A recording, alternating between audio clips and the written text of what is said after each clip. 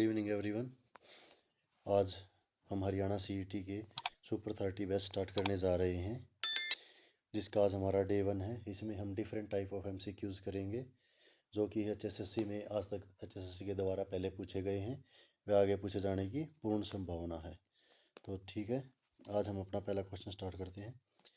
भौगोलिक रूप से हरियाणा राज्य ने भारत के कुल क्षेत्र का कितना प्रतिशत ग्रहण किया हुआ है? तो हरियाणा ने भारत के कुल क्षेत्र का 1.4% ग्रहण किया हुआ है। तो हमारा उत्तर हो जाएगा ए। ये हमारा राइट आंसर हो जाएगा। आप लोगों की जानकारी के लिए बता दें, भारत का कुल क्षेत्रफल 44,212 वर्ग किलोमीटर है, जिसमें से हरियाणा का कुल क्षेत्रफल 44,212 किलोमीटर है। भारत का कुल क्षेत्रफल है 32,84,000 वर्ग किलोमीटर, जिसमें से हरियाणा मात्र 1.4% का हिस्सा घेरे हुए है। चलिए नेक्स्ट क्वेश्चन की तरफ चलते हैं। भारत का प्रथम राष्ट्रीय उद्यान कौन सा है? तो भारत का प्रथम राष्ट्रीय उद्यान कौन सा है? भारत का प्रथम राष्ट्रीय उद्यान है जिम कॉर्बेट। तो इसका हमारा उत्तर हो जाएगा ए। नेक्स्ट क्वेश्चन की तरफ चलते हैं। प्राचीन काल में हरियाणा को डैश कहते थे? वैसे तो बच्चों हरियाणा के बहुत से नाम हैं। हरियाणा को बहुत अलग अलग विद्वानों ने अलग अलग ग्रंथों में अलग अलग नामों से पुकारा गया है, लेकिन इसके से हम कह देखते हैं तो हमारा हो जाता है option A right, Brahmavarta. Haryana को ब्रह्मवर्त नाम से पुकारा जाता है। नेक्स्ट क्वेश्चन, प्राचीन काल में हरियाणा राज्य अन्य किस नाम से जाना जाता था? तो जैसा कि आप लोगों को पहले बताया है, हरियाणा राज्य को अलग अलग समय पर अलग अलग विद्वानों ने व अलग अलग ग्रंथों में उपनिषदों में अलग अलग नाम से पुकारा गया है, इसलिए इसके चारों ऑप्शन ठीक हो जाएंगे। तो हमारा राइट आंसर हो जाएगा डी। नेक्स्ट क्वेश्चन की तरफ चलते हैं। ये कंप्यूटर से रिलेटेड क्वेश्चन है। सेकेंडरी मेमोरी क्या होती है? तो सेकेंडरी मेमोरी क्या होती है? सेकेंडरी मेमोरी एक्चुअली हम क्या करते हैं, हमारे कंप्यूटर में दो मेमोरी होती हैं। एक मेमोरी होती है जो हमें जब हम कंप्यूटर पे काम करते हैं उसमें हमारी हेल्प करती है, और एक होती है हमारी सेकेंडरी मेमोरी, जिसमें हम काम करने के बाद जो हमारा काम किया वो डाटा स्टोर होता है, तो उसको हम बोलते हैं सेकेंडरी मेमोरी। ये क्या करती है? सिस्टम प्रोग्राम और डाटा फाइल्स को संग्रहित करके रखती है। ऑप्शन हो जाएगा हमारा ए राइट। नेक्स्ट क्वेश्चन की तरफ। हरियाणा प्रदेश में कौन सा महावर्ष का सबसे ठंडा महीना होता है जब ताप हिमांक तक पहुंच जाता है? तो कौन सा हरियाणा में, जैसे सभी प्रकार की ऋतुएं मोस्टली पाई जाती हैं, लेकिन सबसे ठंडा जो तापमान होता है हमारा किस महीने में होता है? वो हमारा होता है जनवरी में। चलिए नेक्स्ट क्वेश्चन की तरफ चलते हैं। 0 बाइट और उसके डैश बीच के किसी भी संख्या को निरूपित करा जा सकता है? तो बाइट क्या होती है बच्चों? बाइट होती है कंप्यूटर की यूनिट। तो बाइट लगभग एक कैरेक्टर है। जैसे 8 बाइट बिट का एक बाइट होता है, और जो 0 से 225 के बीच किसी भी संख्या को जो है निरूपित कर सकते हैं। तो इसका राइट आंसर क्या हो जाएगा? 255। चलिए नेक्स्ट क्वेश्चन की तरफ। बीसीजी के टीके किस रोग में लाभदायक हैं? तो बीसीजी का जो टीका है वो हमारा एक वैक्सीन है। वो वैक्सीन क्या करती है, हमारे शरीर में उस बीमारी के कुछ लक्षणों को पैदा करके इम्यून सिस्टम डेवलप करती है, ताकि आने वाले टाइम में अगर वो बीमारी हमें आ जाती है तो हम उससे अपना बच सके। तो बीसीजी का टीका किस में लाभदायक है? तपेदिक में। हमारा ये क्वेश्चन राइट हो जाएगा। चलिए नेक्स्ट क्वेश्चन की तरफ। नेहरू ट्रॉफी किस खेल से संबंधित है? नेहरू ट्रॉफी किस खेल से संबंधित है? नेहरू ट्रॉफी दी जाती है बच्चों फुटबॉल में, और जो 1845 ईस्वी में लाडवा से ईस्ट इंडिया कंपनी के विरुद्ध इसका नेतृत्व किया गया था, जो कि अजीत सिंह ने किया था। और ये दूसरी सबसे बड़ी अनाज मंडी में स्थित है, जो एशिया की दूसरी सबसे बड़ी अनाज मंडी है। इसका ऑप्शन हो जाएगा हमारा सी, राइट। चलिए नेक्स्ट की तरफ चलते हैं। नेक्स्ट क्वेश्चन है, किस भारतवंशी शासक ने हरियाणा प्रदेश में से अपना विजय अभियान शुरू किया था? तो किस भारतवंशी शासक ने अपना विजय अभियान शुरू किया था? तो ये किया था सुदास ने। इसका भी क्वेश्चन भी आंसर हमारा राइट हो जाएगा। चलिए नेक्स्ट की तरफ। 11वां, डैश तब होती है जब कंप्यूटर को ऑन किया जाता है और ऑपरेटिंग सिस्टम लोड हो रहा होता है। तो उस समय क्या होता है जब कंप्यूटर को ऑन किया जाता है और ऑपरेटिंग सिस्टम लोड हो रहा होता है? तो बच्चों उस समय बूटिंग होती है। हमको ये सारे सब्जेक्ट पढ़ने पड़ेंगे, तो हम डेली कोशिश करेंगे आप सभी के लिए, आप सभी के सहयोग से, कि हम धीरे धीरे सारे सब्जेक्टों को ऐड करें। नेक्स्ट क्वेश्चन है, जीवन की क्या इकाई है? What is the smallest unit of life? It's cell. यह कोशिका होती है। कोशिका हमारे जीवन की सबसे छोटी इकाई व मूलतः इकाई है। ये रीजनिंग का क्वेश्चन आ गया है। किसी सांकेतिक भाषा में बिफोर को एफ ए बोर लिखा जाता है, तो उसी भाषा में जंगल को क्या लिखा जाएगा? देखिए, जब भी आप रीजनिंग करें तो आप कॉपी पेन साथ लें, और रीजनिंग का सबसे बेस्ट तरीका, आप जितनी ज़्यादा प्रैक्टिस करेंगे उतनी ज़्यादा इसको ईजिली कर पाएंगे। तो इसमें हम अगर देखें तो इसमें बच्चों इन्होंने क्या कर रखा है, इसमें इन्होंने कर रखा है कि जो फर्स्ट लेटर है इसको थर्ड लेटर से मिला रखा है, और जो थर्ड लेटर है इसको इस फर्स्ट लेटर से मिला रखा है। तो इन्होंने फर्स्ट और थर्ड की इंटरचेंजिंग कर रखी है। Middle letter as it is same छोड़ रखा है।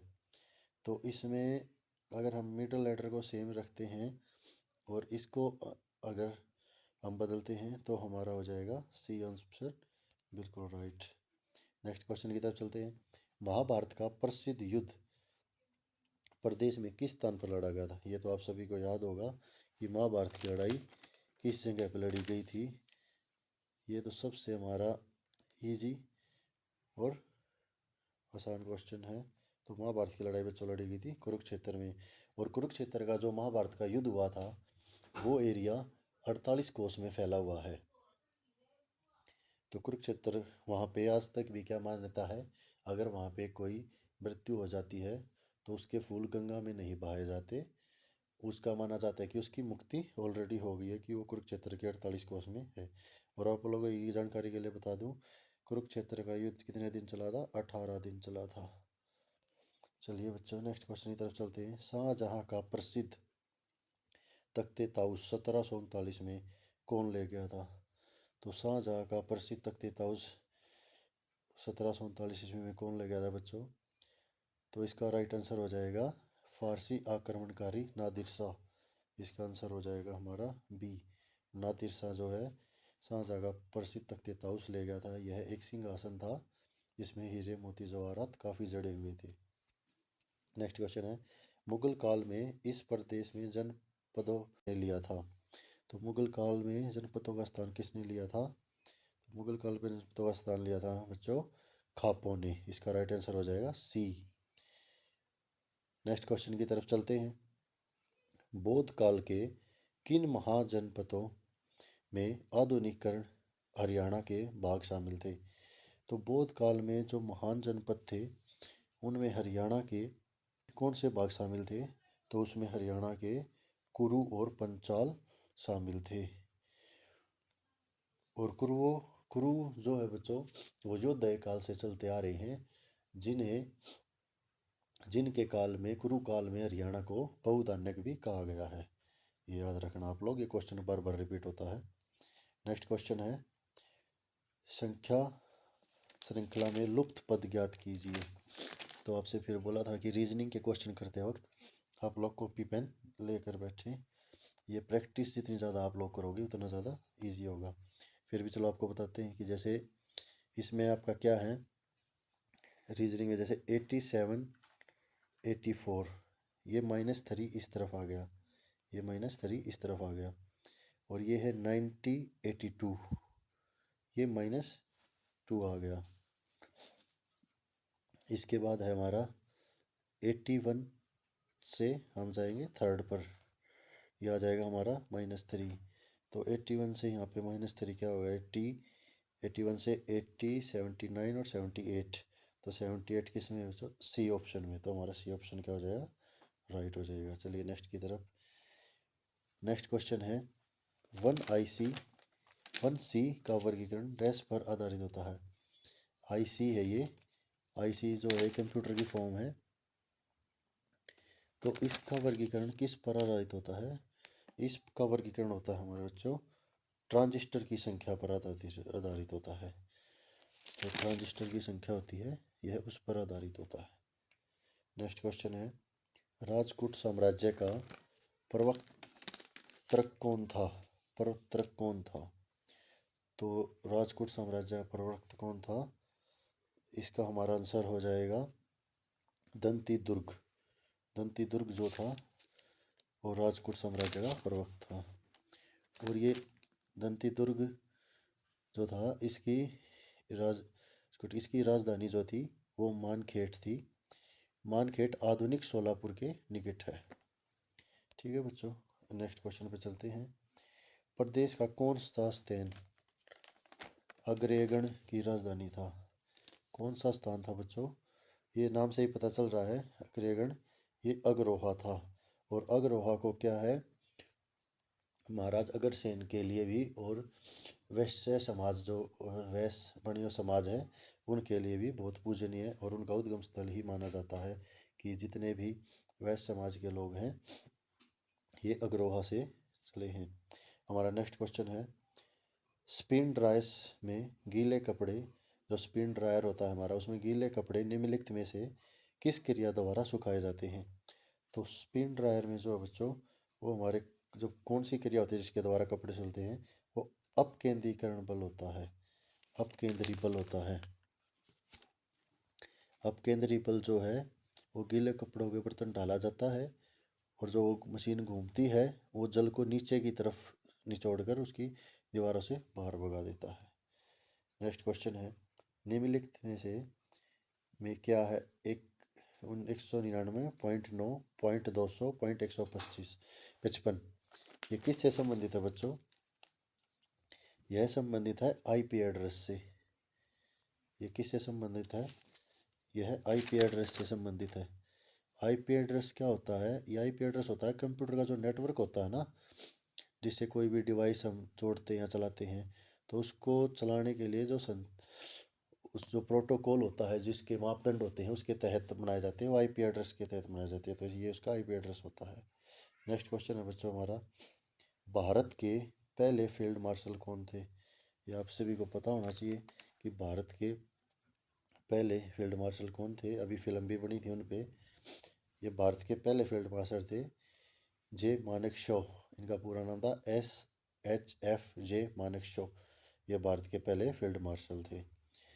सभी मूल बलों में सबसे दुर्लभ है, जो बल होते हैं हमारे जो फोर्स होती है उसमें सबसे दुर्लभ बल बच्चों कौन सा होता है? तो हमारे सभी उस बलों में सबसे दुर्लभ बल होता है गुरुत्वीय बल, ग्रेविटेशनल फोर्स। चलिए नेक्स्ट की तरफ चलते हैं। हरियाणा में बहने वाली एकमात्र बारहमासी नदी कौन सी है? तो हरियाणा में बहने वाली एकमात्र बारहमासी नदी कौन सी है? तो वो हो जाएगी बच्चों हमारी यमुना नदी। यमुना नदी जो है वो हरियाणा में बारहमासी बहती है। चलिए नेक्स्ट की तरफ चलते हैं। नेक्स्ट क्वेश्चन है पूर्व दिशा में डैश नदी हरियाणा राज्य की भौगोलिक सीमा है? तो पूर्व में हरियाणा राज्य की कौन सी भौगोलिक सीमा है? तो इसका राइट आंसर भी हमारा क्या हो जाएगा? यमुना। यमुना नदी पूर्व में हरियाणा राज्य की सीमा है और यह नदी जो है ताजेवाला के उत्तर में कलेसर के समीप हरियाणा यमुनानगर राज्य से सीमा में प्रवेश करती है। यह हमारे यहाँ पे यमुनानगर से निकलती है। ठीक है बच्चों, अब नेक्स्ट क्वेश्चन हमारा हो जाएगा निम्न में से विषम चुनिए। ये फिर रीजनिंग का क्वेश्चन आ गया। रीजनिंग के क्वेश्चन में सिर्फ आपको प्रैक्टिस करनी है और कुछ नहीं करना। रीजनिंग के क्वेश्चन बहुत ज़्यादा आसान है अगर आप डेली प्रैक्टिस करते हैं तो। इसमें देखिए, चलो हम करते हैं इसमें। ये देखिए इसमें क्या है, DCB यानी -1 का गैप चल रहा है। D से C में गए -1, C से B में गए -1। ऐसे ही क्या है पी क्यू एस, इसमें भी -1 +1 है, पी से क्यू में गए तो प्लस हो गया, आगे बढ़े P Q S +1 Q S +2 हो गया। फिर एन एम एल इसमें -1 TSR इसमें भी -1 तो सब में माइनस माइनस, और एक पी क्यू एस है जिसमें हमारा क्या हो रहा है, प्लस हो रहा है। तो हमारा राइट आंसर क्या हो जाएगा, PQS। नेक्स्ट क्वेश्चन को देखते हैं। निम्न में से कहाँ विशेष आर्थिक क्षेत्र की स्थापना की गई? तो किस में विशेष आर्थिक क्षेत्र की स्थापना की गई है? इसका राइट आंसर हो जाएगा हमारा मानेसर।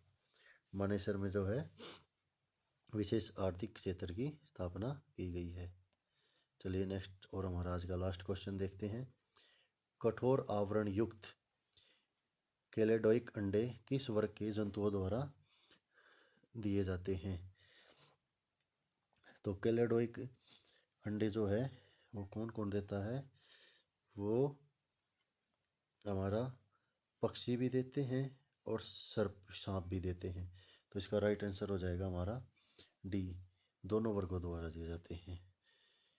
ठीक है बच्चों, अब हम डेली ऐसे ही 30 अपने MCQ की प्रैक्टिस करेंगे। आप कमेंट में ज़रूर बताना कि आपके क्वेश्चन ठीक हुए, और थोड़ा सपोर्ट करना ताकि हम अच्छे डेली क्वेश्चन प्रैक्टिस सेट आपके लिए ढूंढ के लेके आएँ और आपकी CET की अच्छी तैयारी और आप सिलेक्ट हो जाओ।